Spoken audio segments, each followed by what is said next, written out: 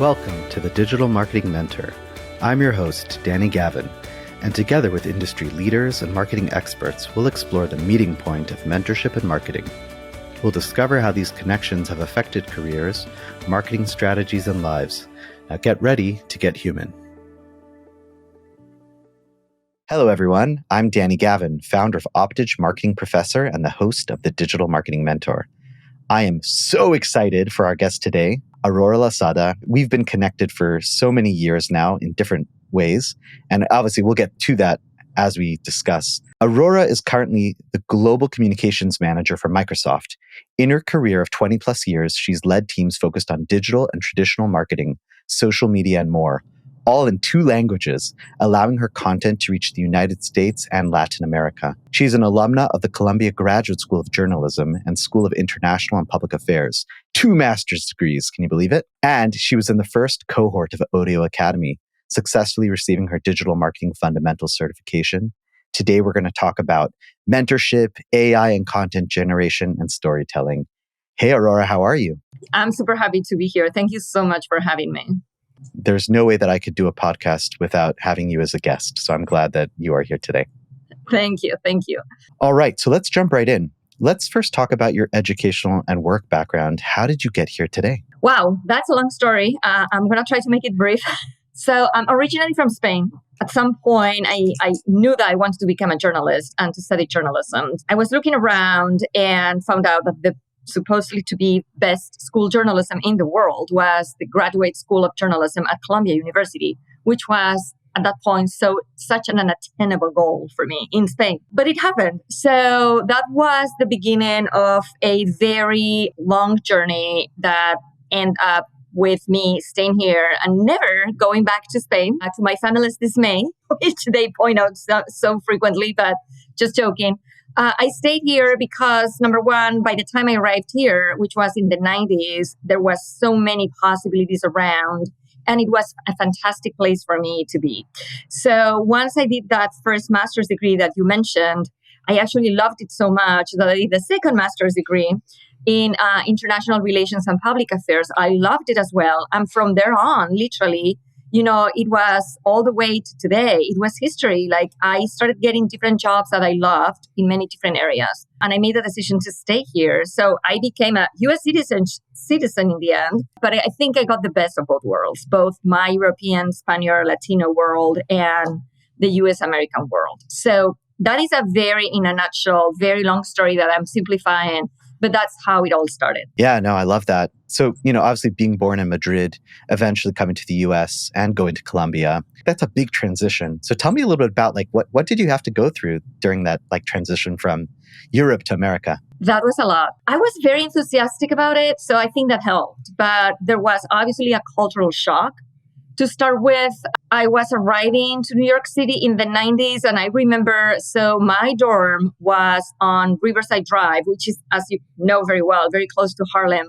And I remember arriving, and the day when I arrived, I was just holding my suitcases, and I was at the dorm's entrance, and they had just slain a student at the doorsteps. And I was like, oh my God, what did I get myself into? But I honestly loved everything that I saw.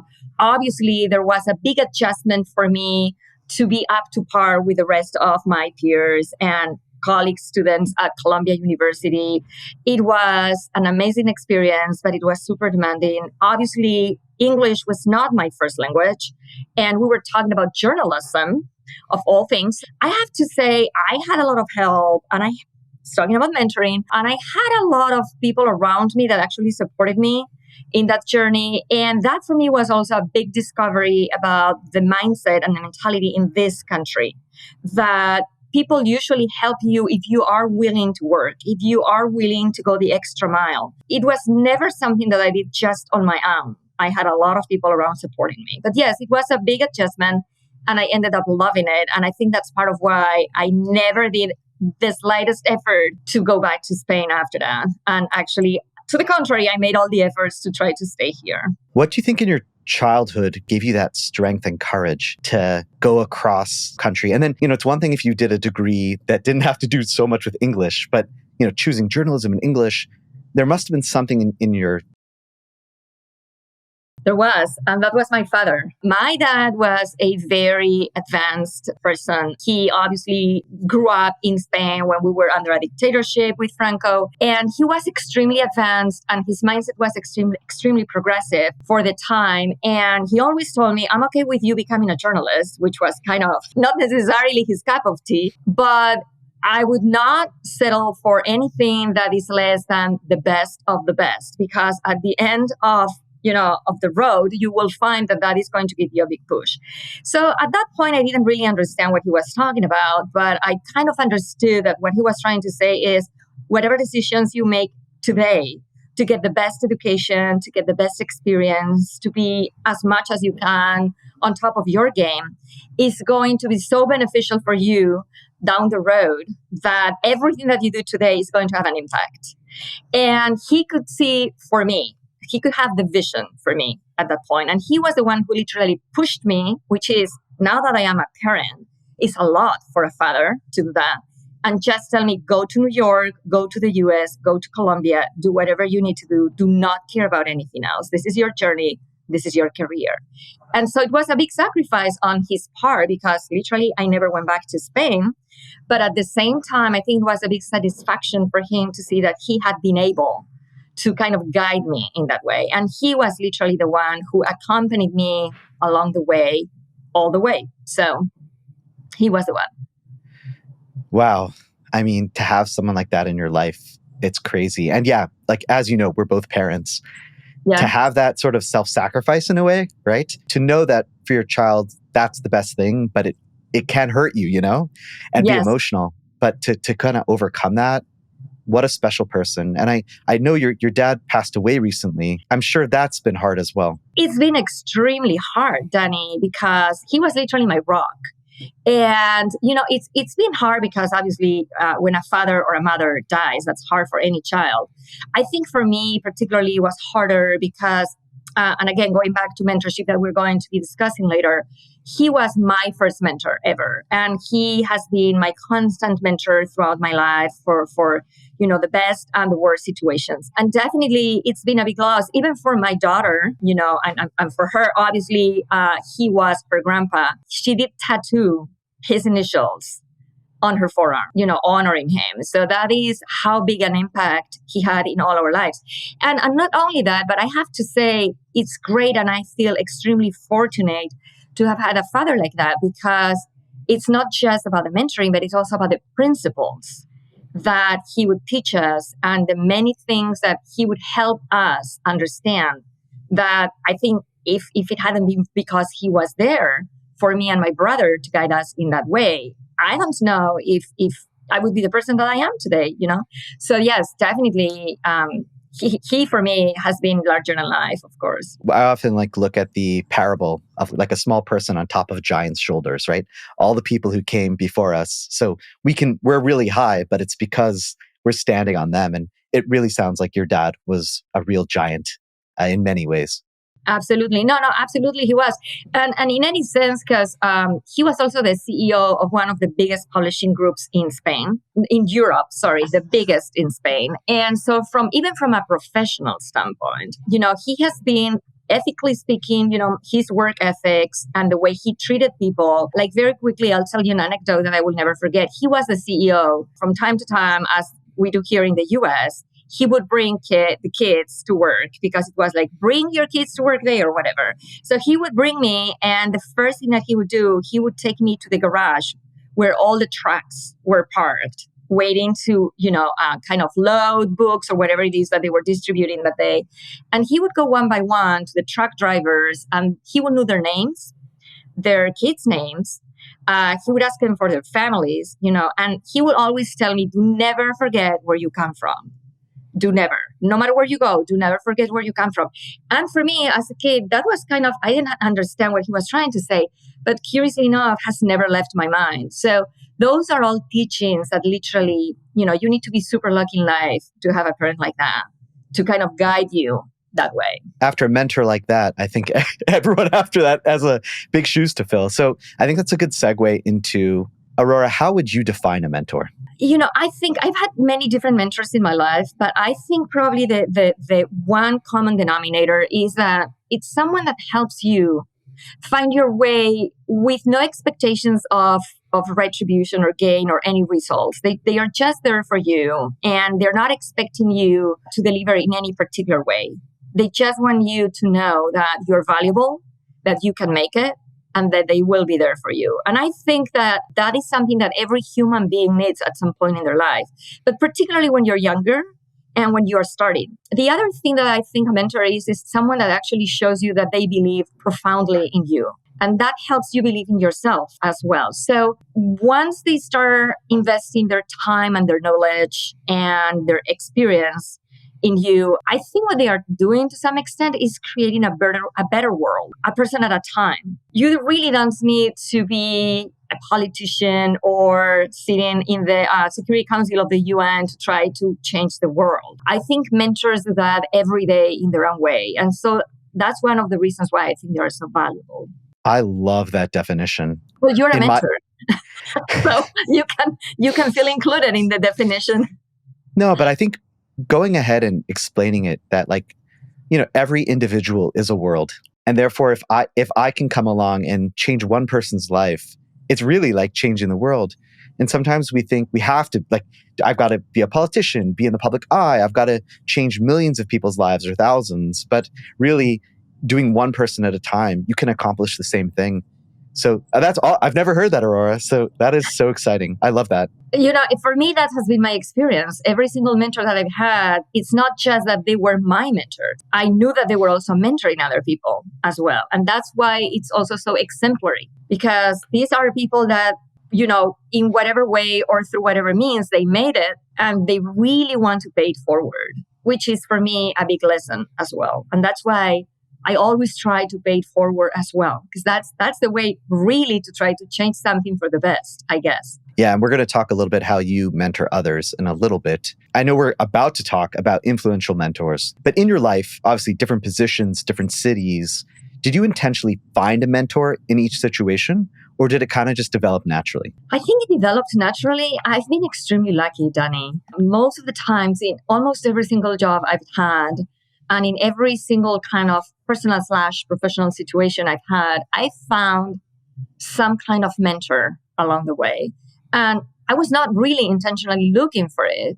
I don't know if at that point I would have been able to even know how to look for a mentor, which, by the way, there are ways to that, but I was not so aware. But I was just lucky enough and fortunate enough to find people or just have people coming along in life that will be there for me. And they will be really seriously and genuinely there for me.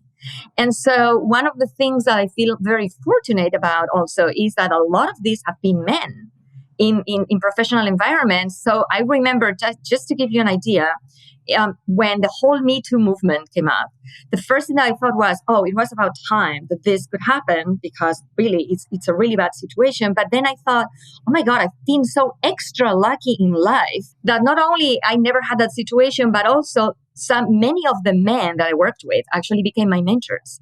And to this day, they are still my mentors. I have a mentor who is really now a very high executive in Citigroup, who keeps telling me, just use me as your soundboard. And he's not expecting absolutely anything in return, and he's been there along the way. So you can tell these are people that are really invested in making things happen for you, or be as much help as they can be for you without expecting anything. So, when you have that sort of example in life, it is impossible not to try to do something similar with others, right? Totally. You've been really blessed. And I know we're friends on social media, and I often see posts that come up of where you're posting old friends, old colleagues. Yeah, I think there's definitely a knack to you where you naturally are able to connect with people and create those interpersonal relationships. And it's a wonderful thing that you have. Oh, thank you. I think at the end, it's all about the people. And I know that we may discuss this later. When we talk about artificial intelligence, which is the topic of the day, it's all about the people. When you are working or when you are studying or when you are in a position of even helping others because you have made it to some extent, and others are just starting. Even when you are interacting with colleagues or when you are interacting with those that report to you, it doesn't matter what level you're at, you can never forget that at the end of the day, everything is about the people. For me, it's a very important connection. And I'm not saying that everything is, unicorn style and wine and roses and everything like that. But what I'm saying is that if you try and if you genuinely express an interest in seeing how you can help, almost immediately there will be a connection there. So I love that. So I know we've covered two of your mentors already, but you've got a bunch and there's so much to learn. Let's go and talk some more about the mentors in your life. People like, Ana Barron, Andre, Susan, Dwight. Love to dig a little bit deeper. You're right. Ana Barron was one of my first mentors. She was an Argentine journalist, unfortunately deceased by now. And I remember her as the first woman that really showed me in a professional environment that women should support women. So she was a very seasoned journalist, newspaper journalist, TV producer. She's been everywhere. And I was just starting. And I remember her advising me and suggesting me things and kind of asking me wherever you need help or whenever you need help, just let me know, even if we're not working together anymore. And she was true to her word. And not only with me, as I said before about many mentors, but also with a lot of people around us. So she basically showed me, women actually can support women in the workplace. And it is a win-win situation. Actually, it goes beyond a win-win, right? It actually expands the benefits. Andres is the one that I was talking about that is now a high executive at Citigroup. He has been amazing. I worked with him as my editor in a newspaper. He was always there trying to help and guiding. And even when we were not working together anymore, he would still, and to this day that happens, check in from time to time and say, how's everything? Do you need any help? Is there anything I can help with? So that is mind-blowing for me. Susan Bischoff was the person that actually recruited me for the Houston Chronicle, and she was my boss. And she was a phenomenal, amazing associate editor of the Houston Chronicle and guided me and coached me and basically took me under her wing to teach me everything that I needed to do or to know to be successful in my job. First, as the editor of the Spanish language publications, and later as one of the editors of the Chronicle. I'm profoundly and deeply grateful to Susan because, and again, she left the Chronicle and I stayed. And yet, after that, she would keep telling me, if you need anything, get back to me. She's been amazing. Not only that, but she opened the doors of her house and her family and everything for me and my family and literally adopted me in a personal way. I mean, an exceptional and extraordinary person all around. Dwight Silverman, you may know him. Dwight Silverman is actually the columnist, the technology columnist at the Houston Chronicle. And Dwight, who is a very, very dear friend of mine to this day, was the person who actually introduced me to everything tech. So when I started at the Chronicle, I was so concentrated on my job, which was creating the Spanish language department, Spanish language publications, building up a team, making sure that I understood the differences between, the US culture that I had to deal with because those were my bosses, and then kind of acting as a bridge with the Latino culture that was my team. So there were many nuances to my job that I was very focused on. But the one thing that I was not paying enough attention to was technology. And so Dwight was always there guiding me and coaching me and basically nagging me and telling me, this is something that you cannot spare. You really need to know about this. You really need to understand what's going on. This is going to affect your life both from a professional and personal standpoint at all levels. So you cannot afford the luxury of not paying attention to this. And he was almost like a father. He was like, you have to do it, and I'll be here, and I'll tell you, and if you have any questions, come and ask me, but you really need to do it. And I'm so extremely grateful to him because he was the person that actually kind of opened that way and that path to me. And it's not a minor, it's not really far-fetched to say that I am where I am today in part because of Dwight. You are another big mentor of mine, although you didn't mention yourself, but I want to do it. As you mentioned before, we've known each other since I was working at Houston Public Media. And I remember you coming in to give us a brief training on SEO. And even though I was not fully aware of every single thing that you explained at that point, naturally, because now that I love SEO because of you, No, that is not so simple. But I remember that the way that you were explaining things and the way that you were communicating with us really very much impressed me. We didn't see each other, I think, until I became, or before I became an Audio Academy student. I can't remember. But I knew by the time I enrolled in Audio Academy, it was going to be amazing. And I was not mistaken, because the one thing that has always impressed me about you, Danny, is that you go above and beyond for your students and everyone that actually needs your help. And so you know this very well, that we had also one-on-one conversations that were beyond SEO and Google Ads and everything that you were teaching us in the digital marketing course. And I will be telling you, hey, I don't even know what I'm going to do with my life right now. Or should I go this way? Or should I go that way? And you were mentoring me in amazing ways that, again, as I said with White before, I will say this about you. I think a big part of my being where I am today is because of what I learned with you at Audio Academy, but also because of the kind of person that you are when you mentored your students and your friends. So I'm very, very grateful for that. Well, you are welcome. I do appreciate it. However, the way I look at it is it's me opening up the door. And in the end of the day, you're the one who has to walk through. So I appreciate you giving me a little bit of credit, but Aurora, a lot of it is due to you. Well, opening the door is important. So, hey, it's a partnership, right? We both got to do what we need to do. That's true. With this amazing team behind you, let's talk about now how you mentor others. In your current role at Microsoft, who are you mentoring? How are you mentoring? So in my current role, I won't say names. By the way, one of the things I didn't mention that I really want to say is that all the opinions that I express here are my own, not my employers.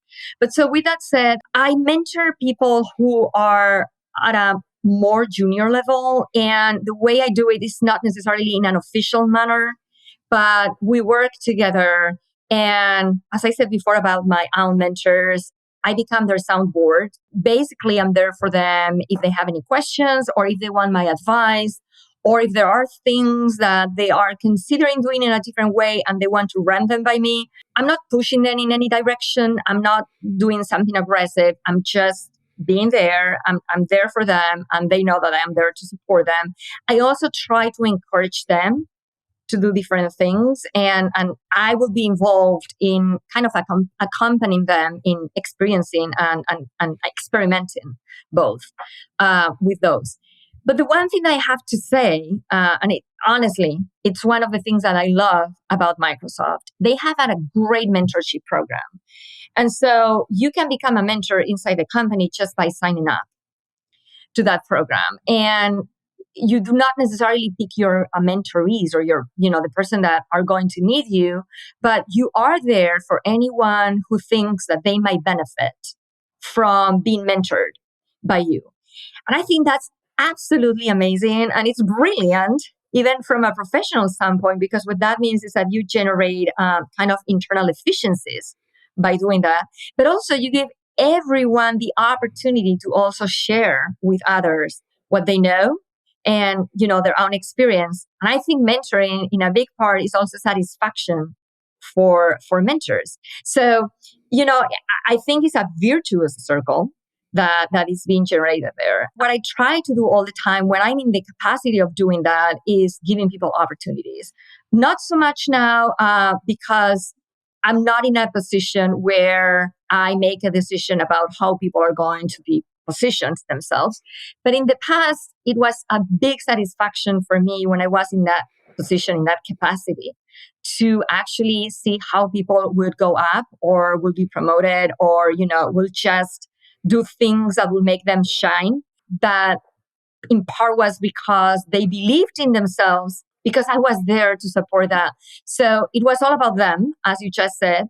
But it's a big satisfaction to see that happening, for sure. Yeah, it's funny because it's a little, if you think about it, it's a little selfish, right? But it's not, because it's amazing that when your satisfaction lies in the success of others, a little bit of selfishness is there, but it's beautiful, right? What could be better than helping people out and getting the joy to see people grow? And being a professor at U of H for the past 15 semesters, which is crazy, I can't tell you like all the different people that I've seen and accomplished, and it's so cool. It's like just a gratification that's hard to describe, and I love it.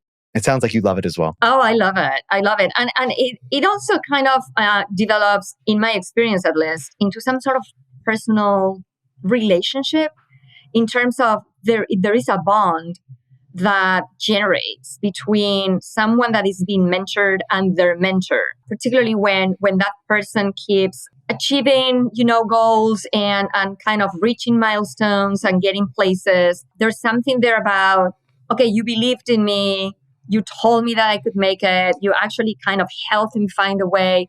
And that is kind of an indestructible bond. And in my experience, that is how it works. So I think it's beautiful, really. So you've noted in the past that you're a mentor in the News Literacy Project of Houston. How did you get connected with this program, and what is the setup like? So this program, actually, I'm not doing that anymore. Okay. This program is for journalists that are willing to mentor kids and students about how news are supposed to be read and found, what accuracy is, what fake news are, and the distinction between real news and fake news, and how to actually be able to make that distinction. So the setup basically is, well, before COVID, I really don't know what the setup is right now, but before COVID, they will have specific sessions and they will have journalists going to classrooms and group of students to discuss these issues. I believe probably they have something online now. I don't do that anymore because I'm not acting as a journalist anymore. But I think it was an amazing thing to do, particularly when the whole boom of fake news started to show and pop up. Well, as we all know, with Facebook and, other social media platforms, and in general, even, what you would consider mainstream media. So there was a very genuine and I would say deep concern that the next generations of kids, students, and, potential adults will not be raised in an environment that actually teach them or shows them how to really read news and kind of discriminate between what they see on TikTok and what they see on reliable sources. So, and teaching kids and helping kids understand that it's at the again, changing the world a person at a time and a day at a time. It's really also a big satisfaction because you think at the very least, at least some of these kids are going to listen to what I'm saying. And maybe that those kids will also help other kids to understand that. It's a very noble and great cause, really. Yeah, and having that journalistic background, I'm sure it was, at the point when you were a part of it, it sounds like right up your alley and a perfect fit. Yeah, and for me also, I have a daughter who is a college student, as you know, and has been raised by a mom who was a journalist. So she's been surrounded by that kind of philosophy around nothing new to her. And yet I find myself discussing these things with my kid, and she's going to be 20 this year, because the pervasiveness of some of the things that are being published on social media is really deep. And so even for someone like my daughter who was raised in this kind of environment, sometimes it's confusing. So Danny, imagine 4 kids, have not had that kind of experience. It's particularly minorities and low income kids. They come from a place where they're not surrounded by so many mentors, or they don't have as many possibilities, right? So I think that is an amazing thing to do, and that literally will help them with things about critical thinking, or even applying those concepts for other things in their life, not necessarily news. All right, now we're going to pivot to your area of expertise, AI and content generation. Before we jump in, I'm going to just give a little bit of a definition. In a nutshell, AI content creation means using tools powered by artificial intelligence to generate content. AI chatbots like ChatGPT use a language-based model, meaning it will respond to the text you input and then generate outputs based on the data it gathers. Now, people might wonder, okay, why do you want Aurora to talk about AI? So first of all, obviously, you're part of Microsoft, and ChatGPT to many is the best, and being what they're doing, it's crazy. But on the other hand, like what we spoke about earlier, you were in journalism, and which is, I'm not saying it's a dying art, but for many, right, a lot of people haven't been able to stay there. But you shifted and moved, got more into technology, got more into SEO, communications. So for anyone who's used to a big thing coming to change things and moving on to the next thing, like who better to speak about that than you? Because you've shown these changes throughout your background, throughout your professional journey. So I'm really glad to have you here today to talk about AI and content generation. I'm a big fan. And I'm not saying this, swear to God, because I work with Microsoft. I really love it. And yeah, I'm super happy that we have a chance to talk about it. So having worked in digital marketing and traditional media companies like The Chronicle, KPRC, in general, what is your stance on the use of AI for content generation? So the one thing that I want to say, and again, this is all my opinion, not Microsoft's, is that I understand that there is a lot of confusion out there naturally. This is super new and it's been fast and furious, and it's by all means, and there is no question about that, technological revolution. So, obviously that generates a lot of confusion, and that generates a lot of fear, and that generates a lot of expectation. From where I see it, and obviously, as you can imagine, we work a lot internally with these tools, and particularly because I am in the communications department. We as communicators inside the company work a lot with these tools. The purpose here is actually to make generative AI a tool that supports humans and not the other way around. So when I hear, and again, this is me speaking, when I hear things like, oh, we're all going to lose our jobs because of this, or this is the time when we're all going to be wiped off or by AI and everything that AI is going to bring along with it. I understand the fear again, and I understand the concerns, but for me, they are totally unfounded. Because one of the things that is super important to make a distinction about is that generative AI is a very specific kind of AI, as you know very well, Danny. And so what virtually generative AI does is that it will create, but it will create with prompts. And the prompts need to come from a human brain. So to give you an example, we just did a story. I was kind of managing a storytelling project that was amazing for me, very dear to my heart, about 3 different Microsoft clients in Latin America, in 3 different countries in Latin America that are actually in the fintech industry. And they are using AI to generate financial inclusion in Latin America, which is really low. And when we were interviewing the 3 of them across the board will say, the thing with AI that a lot of people do not understand yet is that this is a human brain directing AI. So whatever prompts we put into this system or whatever queries we put into this system need to come from someone that is a human thinking being. Otherwise, AI would be of no use. So the first thing that I would say is that the main purpose is to actually help us be more efficient, be more productive, be more creative. From that standpoint, I absolutely love it. Concerns are still out there, and I would include myself when I say concerns, maybe not so much like a concern, but kind of a realization that there is still a long way to go in terms of polishing certain things. Obviously, it has to be used in a very responsible manner, and it has to be presented in a very responsible manner.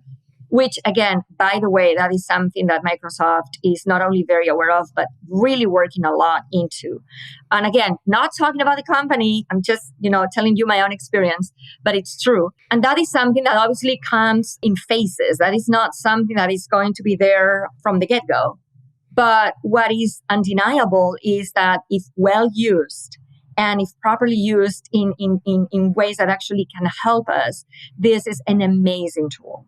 So usually what happens is people concentrate on things like, oh, but it completely lost it when, there is this famous anecdote of the New York Times journalist that spent hours talking back and forth with GPT. And then at the end of the day, GPT ended up declaring its love for him and asking him to basically leave his wife and marry GPT, which is really, you understand that at some point it's like, okay, this actually went off the rails because they were talking with each other. I mean, this guy was talking with GPT for about an hour or something like that. And so these are the ways to tweak things and to make them better because it's like a trial error process and you are experimenting. But that is something that actually gets a lot of attention in the media. What I can tell you are the things that I have been experiencing with when I'm using AI that have made my life amazingly, I would say, easier, more efficient in so many different ways. And definitely think that for what I want to do, which is concentrating on my goals and the results I want to create, is almost like having an executive assistant on your side that will do a lot of those menial jobs for you that otherwise you need to spend a lot of time doing yourself. Do you have any specific examples that you can share with us? Actually, a very recent one. So I was trying to, for this particular story that I talked about, I was telling you that I was managing. It's a client story that is on our website. And it involved 3 different clients that we were interviewing, one in Mexico, one in Brazil, one in Argentina. So I was obviously coordinating all the photo shoots in all those 3 different countries. So for the one in Mexico, as it happened, I needed to coordinate a photo shoot in less than 15 minutes. This is a long story and I'm not going to bore you with that, but for different reasons, it had to happen in less than 15 minutes. I'm in Houston. This had to happen in Mexico. And I needed our person that was going to be photographed at a specific Walmart that was close to his offices. And I needed permission from Walmart to have this person in there with my photographer to take the photos. Imagine doing this in less than 15 seconds and I'm in Houston and I didn't even know where to start with. So I went to Bing. It sounds like a commercial, but I swear that this is true. It's real. I went to Bing and I said, I need you to find the closest Walmart to this particular address in Mexico City. It did. It gave me the map. It gave me the walking and driving distance in terms of distance and in terms of time. And once I had already settled in my image, okay, this is doable. I mean, this guy doesn't need to drive for about 2 hours to get there. The next thing that I asked was, okay, can you give me the names and contacts of every single person in the Walmart communication department in Mexico that I will need to touch the base with just to ask for permission? And just gave me the roster of names and contact info. And without my asking, it came up with suggestions of different communications or emails that I could send for this particular task. Oh, wow. If I wanted to do so. And so in 5 minutes, I was calling the right person at Walmart Mexico to ask them for permission. And so I can tell you this, because I know this. If it weren't because of Bing at that particular point, it could have taken me hours to do the same thing. So Bing was not writing the story for me. Bing was not doing anything for me that I didn't want Bing to do. Bing was assisting me with information that otherwise would have taken me a long time to find around the internet. So those are the things that I'm still learning to use Bing in that way. But those are the things that literally blow my mind every day. And now that we have Copilot, that you have probably heard of, which is basically applying these for Microsoft 365, it's absolutely mind-blowing because you can go into a meeting and just, tell Copilot, okay, give me all the notes from previous meetings with this client or this person and just summarize the notes and then make a PowerPoint for me so I can share it on this call. And it will be like boom, boom, boom, boom, boom, boom, boom. So for me, it's like, oh, I always wanted to have an executive assistant in my life. And finally, it's happening, But Copilot will not talk for you in that meeting, will not make business decisions for you in that meeting. So I think that is a very important distinction that needs to be made when we talk about generative AI. Most marketers seem to agree that AI content won't replace human copywriters and content writers. What do you think is the sort of upper limit on what you would feel comfortable generating with AI, specifically from a content perspective? The one thing about chatbots like GPT that are AI generated, and as you said before, particularly with GPT, it uses large language models. And as you know very well, the information that this particular tool is coming back with, once you generate a prompt or ask questions, comes from searching around the web, right? So the first concern, obviously, is accuracy. Where is this coming from? Where is the source? What is the source? How do I know that, this is a reliable source? I would say if you ever try Bing in this way, you will see that once it gives you the answer or answers, it also gives you, different numbers of this is source 1, this is source 2. If you want to click on the link, here is the link for you. But still, it's I would say it's a decent concern to have. The other thing is, one of the things that I think is great that GPT is great for, and in this case, Bing, because as you know, is the same model, is the same technology, is basically creating summaries or drafts or even generating at your prompt ideas. The thing is, you will always need to polish that. You will always need to double check that. You will always need to expand on that. So it's I would say it's a great Kickstarter, but that's not the end of it.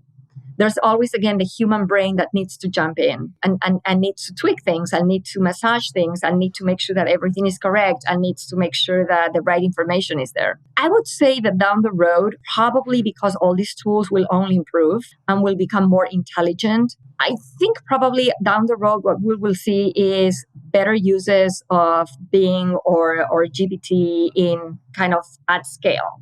Right now, although there is a lot of fun, and we also you do that, like write me a poem about this and that, and I want to write a book about this and that, so give me the plot, or, that's a lot of fun. There's still a way to go when we want to use artificial intelligence in that way.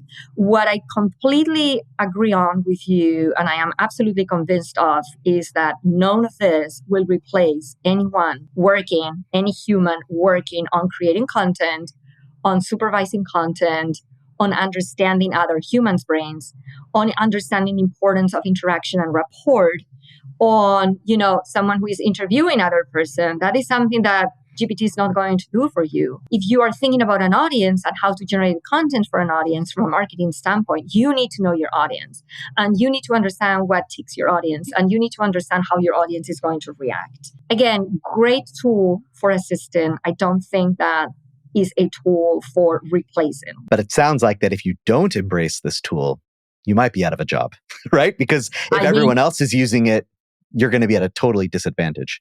I totally believe so. Not just applying the tool, but with the whole adoption of the tool also comes a change in mindset. And I can tell you that applies for me as well.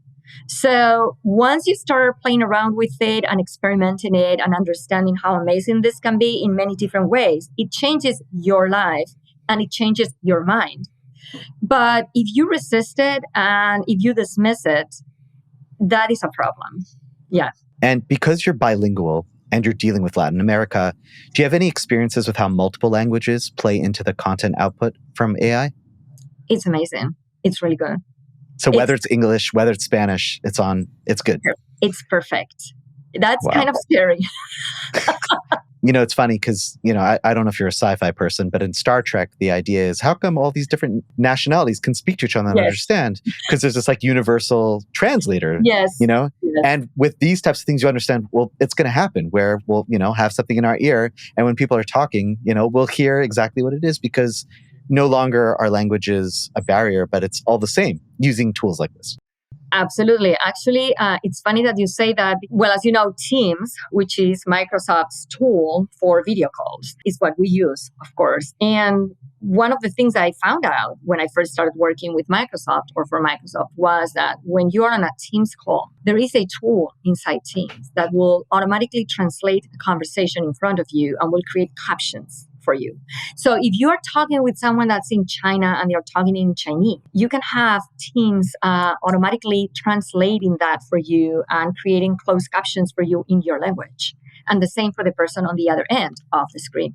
So literally what you are saying is absolutely true. This is, the language barriers with artificial intelligence are literally gone. It's also a matter of how we're going to use those.